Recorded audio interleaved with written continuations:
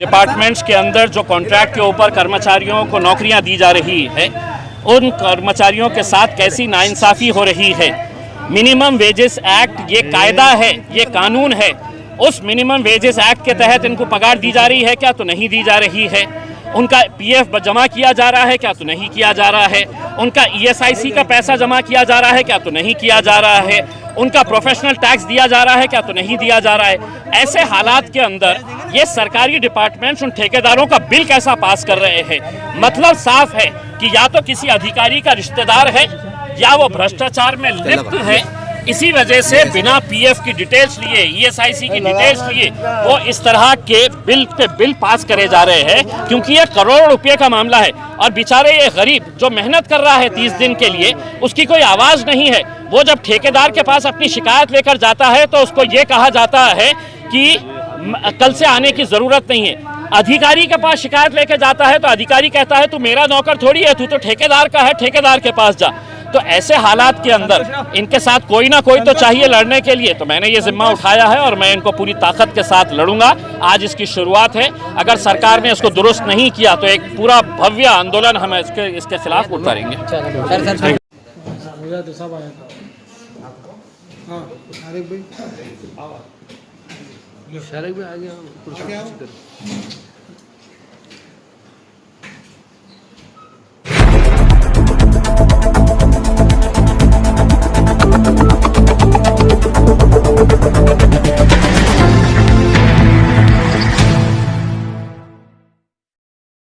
चार जणांनी विचार केला, सर जलील साहेबांना भेटू. आम्ही आल्यानंतर जलील साहेबांनी आमच्याकडून मुद्दे घेतले, आम्ही थोडक्यात मुद्दे दिले. जलील साहेबांनी त्यावर इतका अभ्यास केला आणि संसदेमध्ये ईपीएस 95 कामगारांच्या पेन्शनसाठी प्रश्न उचलला. जलील साहेबांनी प्रश्न उचलल्यानंतर त्याच्यानंतर 15-20 खासदारही सुद्धा. ठेकेदारांची जी दहशत सुरू आहे, प्रत्येक ठेकेदार जे राजकीय गुंड आहेत यांना गुंडाच म्हणावं लागेल. अनेक कामगार मिरची हे सगळं त्या बाहेर भेटतं, तेच भात कामगाराला भेटतं. जर कामगाराला आणलंय का? आज लोक लांबून येतात, हजारो किलोमीटर येतात आणि त्या कामगारावर अत्याचार करतात आणि अधिकाऱ्यासोबत पार्ट्या खातात. रोजप्रमाणे त्याला रोज येतो. अशा ठेकेदार मार्गाचा सर्वप्रथम मी धिक्कार करतो, कारण की ही कामगारांची पिळवणूक आहे. तर या पिळवणुकीसाठी आमचे माननीय खासदार साहेबांनी जे आंदोलन ठेवलेलं आहे त्यांचा आम्ही जाहीर पाठिंबा देत आहे. से हमेशा आवाज उठाई. मैं बोर्ड के साहब से विनती करता हूं कि आप स्टेज पर आए.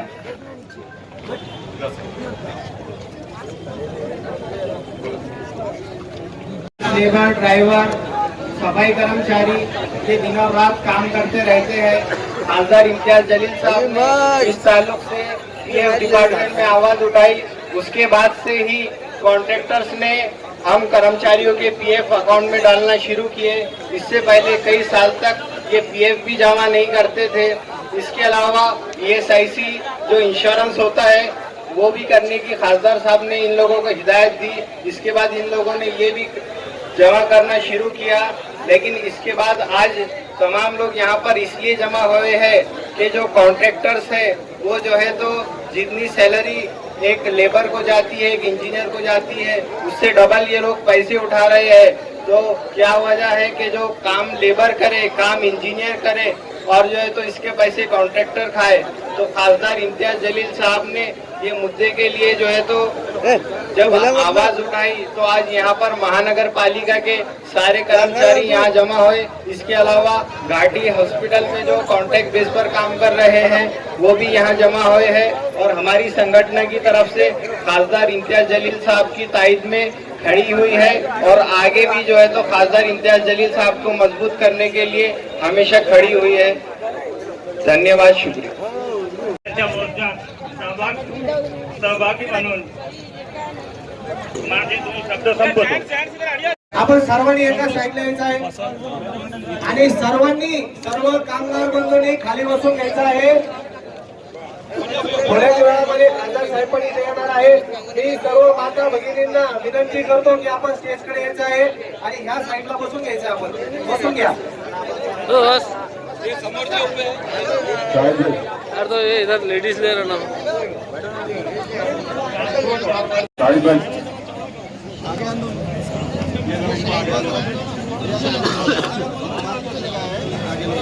यहाँ थोड़ा दायरा बड़ा करें प्लीज। संतोष भाऊ एक काम करा बसवायला लावू ना असं बोला ना काका भाऊ असं बसून घ्यायला लावू ना यहाँ बैठ, यहाँ अगर तमाम लोग बैठ जाए तो मूसा भाई के नुमाइंदे सलीम राजी साहब हमारे दरमियान आए जिला अध्यक्ष। मूसा भाई के नुमाइंदे शाहिद साहब इस वक्त अपनी बात रखेंगे। मैं शाहिद साहब की दरखास्त करता हूँ कि ऊपर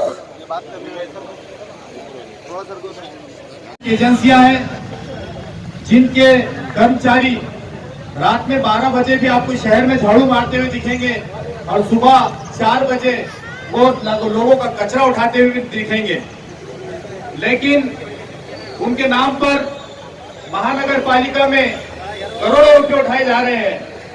एक एक लेबर के मैं समझता हूँ 20-20 हजार रुपये महानगर पालिका उनको देती है, लेकिन वो कर्मचारी के हिस्से में 7 या 8 हजार रुपए बड़े मुश्किल से आते हैं।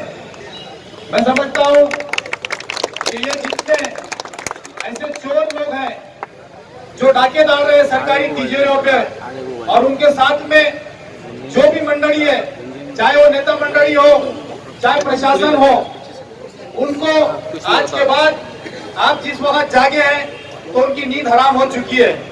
दोस्तों, आज आपको इंसाफ दिलाने के लिए खासदार इम्तियाज जलील साहब यहाँ पर आएंगे, और मैं समझता हूँ कि ये लड़ाई जब तक आपको इंसाफ नहीं मिलेगा ये जब तक जारी रहेगी। आप लोगों को अगर वो 20,000 में से 8,000 मिल रहे हैं तो एटलीस्ट आपके अकाउंट के अंदर पीएफ के अंदर वो पैसा जाना चाहिए, ना पीएफ के अंदर जा रहा है। आप देखिए कि जितने ठेकेदार हैं आज उनकी हालत देखो, वो क्या से क्या बन गए, लेकिन एक मजदूर था तो वो मजदूर ही रह गया है। जो हाथों से आप लोग मेहनत करते हो, आज मैं समझता हूँ कि 70 से 80% आउटसोर्सिंग के लोग हैं, आज उनको नौकरियों के अंदर सिक्योरिटी भी नहीं है, पगार भी मुफ्ती नहीं है। तो ये सारी लड़ाई लड़ने के लिए आप लोग यहाँ पर आए, आपका वेलकम करता हूँ, और आप लोगों के साथ में हम लोग जान से जुड़े हैं। करोड़ रुपए का लोन माफ कर देते हैं सरकार, और कहते हैं कि हमें नहीं मालूम कि हमने ये पैसा किसको दिया है। ऐसे हालात के अंदर जिस दिन ये जवाब मुझे मिला तो मेरी आंखों के सामने मेरी ये बुजुर्ग मां जो यहां पर मैंने अभी बुलाया हूं, या काकू ही माझी आई सुलोचना गडप्पा नाव आहे तिचा,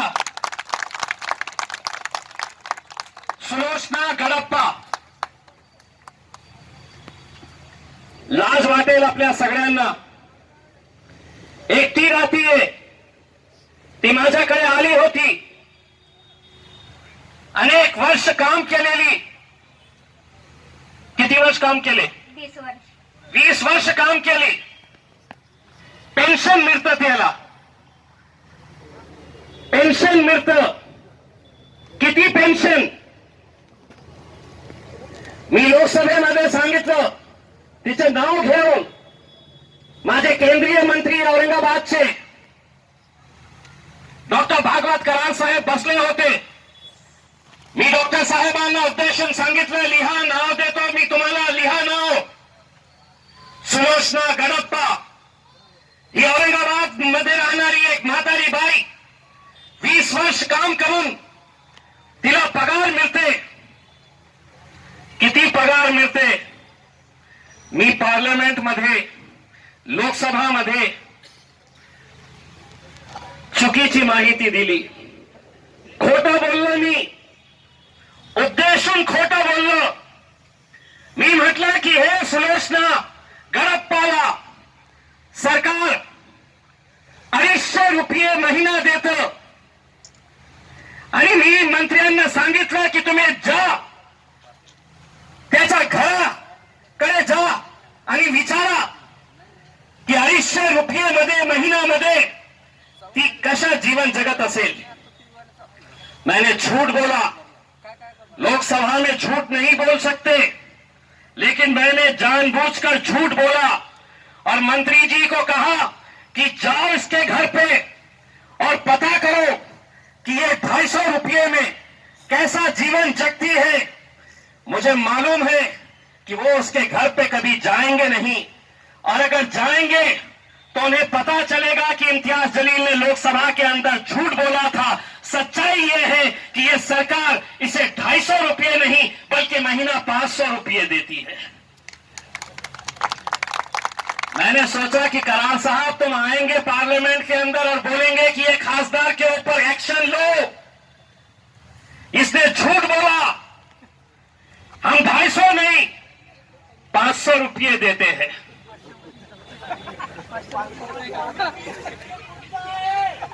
500 रुपये। आप सोचिए आज के इस दौर में ऐसे कितने ऐसे बुजुर्ग महिलाएं होंगी जो ऐसा जीवन जग रही होगी। मैं यहां के उत्तर दिले लोकसभामध्ये की रिझर्व्ह बँक ऑफ इंडिया आरबीआयने सरकारला सांगितलेलं आहे की आम्ही तुम्हाला हे जानकारी देऊ शकत नाही। जेव्हा लिखित मध्ये हे उत्तर माझ्याकडे आलं तर हे विचार करण्याची गोष्ट आहे की सरकार जे सर्वोपरी असते, सगळं सुप्रीम असते, केंद्र सरकार म्हणजे देश चालवणारी सरकार असते, त्याची मंत्री म्हणतो की नाही रिझर्व्ह बँक ऑफ इंडियाने सांगितलेली आहे की हे कर्ज आम्ही कुणाला दिलेले आहे याची तपशील आम्ही देऊ शकत नाही। 8.5 लाख कोटी। मी आपल्याला चॅलेंज करतो, एकही माणूस इथे असेल नसेल की ज्याला हे माहित असाल की 8.5 लाख कोटी मध्ये किती शून्य येतात। मलाही माहित नाही, मलाही माहित नाही, इतना मोटा आंकड़ा है। अब ये सवाल जब मेरे सामने आया तो मेरे मन में एक बात आई कि या तो वो मंत्री मुझे बेवकूफ समझती है या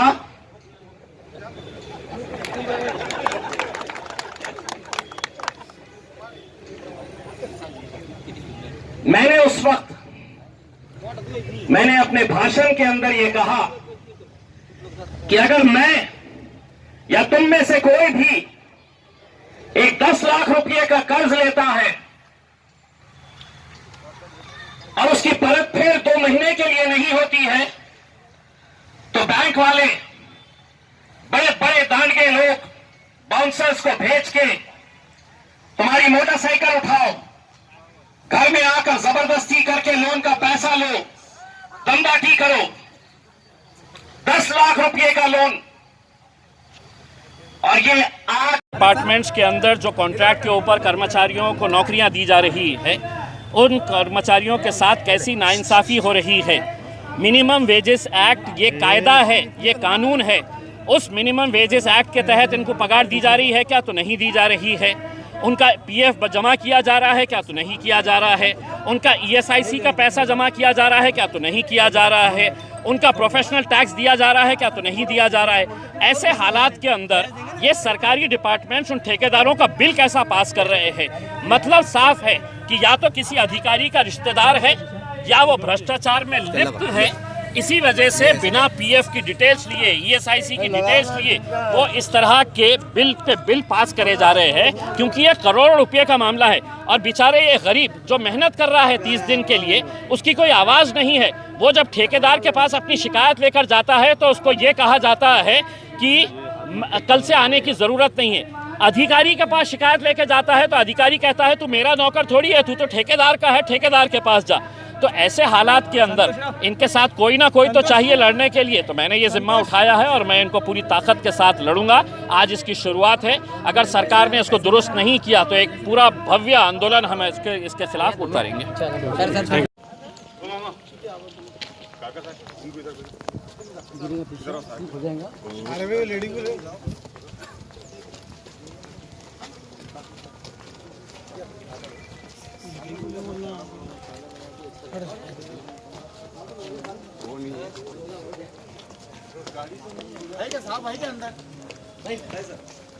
IAS ऑफिसर्स रँकचे अधिकारी अशा प्रकारचे उल्लंघन करत असेल तर हे लोक जाणार कुठे? साहेब, आता सगळ्यांना माहीत आहे की कोणालाही रेग्युलर जॉब्स मिळत नाही. सगळ्यांना मतलब आपण कॉन्ट्रॅक्ट बेसिसवर, तर ठीक आहे, कॉन्ट्रॅक्टवर करायचं असेल तर करा कॉन्ट्रॅक्टवर. पण काय आहे की हे कॉन्ट्रॅक्टर्स ज्याप्रमाणे ठरले जात आहे वेगवेगळ्या डिपार्टमेंट्समध्ये, ते कोणी मोठ्या अधिकारीचे नातेवाईक आहे किंवा मोठ्या पुढारींचे काही नातेवाईक आहे किंवा त्यांचे पार्टनर झालेले आहे.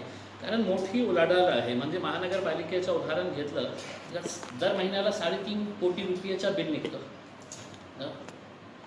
आणि आपला नियम काय करतं, GR काय करतं, हे परिपत्रक जे सगळं सरकारने काढलेले आहे ते काय बोलतो आणि सध्या परिस्थितीमध्ये काय चाललेलं आहे. एक उदाहरण म्हणजे सांगायचं असेल तर मी 2 महिन्यापासून ते सगळं सविस्तर त्याचं डिटेल स्टडी केलेली आहे की कशा प्रकारे या लोकांना चीटिंग करण्यात येत आहे. आणि it is regretted to state that not only Municipal Corporation Aurangabad but also all other municipal councils and corporations falling under the jurisdiction of this office are chronic defaulters. Chronic defaulters ये return के अंदर दे रहे थे और इसमें दुर्भाग्यवश ये आपके ऊपर भी लिखते हैं. The undersigned met district collector as well as the divisional commissioner at Aurangabad and requested them to direct the municipal councils and corporations in Marathwada region for strict compliance of the EPF Act and MP Act. Also suitable references were made to other district collectors in this regard, but all in vain. एक PF commissioner आपके बारे में लिख रहा है कि हम आपको निवेदन दे रहे हैं लेकिन आप उसकी दखल नहीं ले रहे हैं. आपकी खामोशी किस बात के ऊपर है सर? मैं समझ सकता हूँ कि दूसरे डिपार्टमेंट्स के लोग, ये तो उन्होंने हमारे को लिखे हैं सर की मतलब आप ले रहे, त्यांच्या बाबतीत बोलायला तयार नहीं आहे. आज किती एक लोक माझ्या ऑफिसला येऊन गेले, साहब हम उधर आते नहीं है, अगर आए तो हमारी फोटो अगर आ जाएंगी तो बोलेगा कि कल से आना नहीं करके. तो सर मतलब अगर गवर्नमेंट डिपार्टमेंट्स अपने रूल्स का ही वायोलेशन कर रही है, उल्लंघन कर रही है, तो मेरा आपसे यही सवाल है कि इसका अंत कहाँ पे होगा सर? GR की कॉपीज आपने ही खुद ने बनाए हैं सर. एम्प्लॉइज प्रोविडेंट फंड, ये यहाँ का जो कमिश्नर है, पगार महानगर पालिका जो ठेकेदार को देता है 32,000 रुपये. महानगर पालिका ऑफिशियली को ठेकेदार को दे देती है 32,000 रुपये. वो ना PF भरता है ना ESIC भरता है और वो JE को 17,000 रुपये दे रहा है. 15,000 रुपये वो अपने जेब में नहीं दे रहा है सर. मैं आपको तो साफ शब्दों के अंदर ये बोल रहा हूँ, वहाँ के DMC हो, वहाँ के कमिश्नर हो, वहाँ के अकाउंट्स ऑफिसर हो, ये सब की मिली भगत है. वरना आप PF का स्टेटमेंट लिए बगैर उसका पेमेंट रिलीज कैसा करते हैं?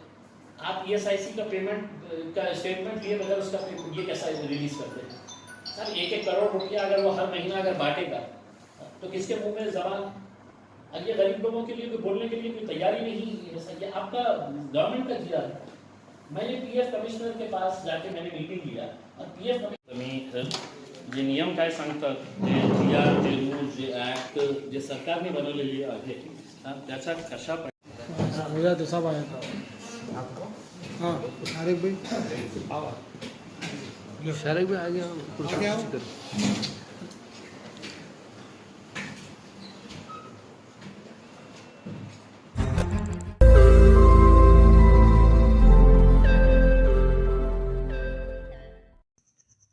रोज नई खबरों को देखने के लिए हमारे औरंगाबाद समाचार चैनल को सब्सक्राइब कीजिए और नोटिफिकेशन पाने के लिए हमारे बेल आइकन को दबाइए ताकि हर खबर की नोटिफिकेशन आपको मिलती रहे.